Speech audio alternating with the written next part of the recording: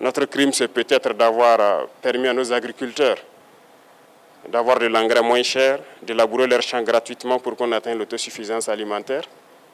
Ou notre crime, peut-être, c'est de vouloir construire des infrastructures routières et ferroviaires pour que nos populations puissent se déplacer.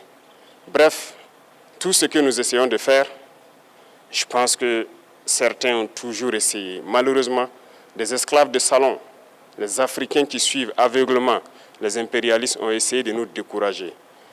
Il n'y a pas de raison de se démotiver, parce que l'histoire nous a toujours donné raison et l'histoire continuera de nous donner raison. Aujourd'hui, sur notre sol poussent tellement de choses. Et lorsque nous avons annoncé au départ que nous avons voulu nous lancer dans cette agriculture, ils nous ont pris pour des fous.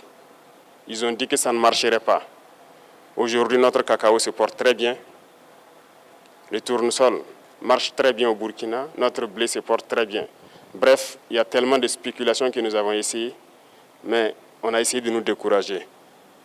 Et je souhaite que vous ne puissiez jamais être découragés dans vos tâches quotidiennes pour révolutionner vos vies. Et ça doit être ainsi pour tout le monde, et pour dire que l'Afrique doit comprendre que nous avons le potentiel pour être autosuffisant, pour être indépendant, pour être souverain.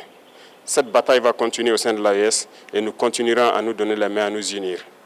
Vive l'Afrique unie et prospère.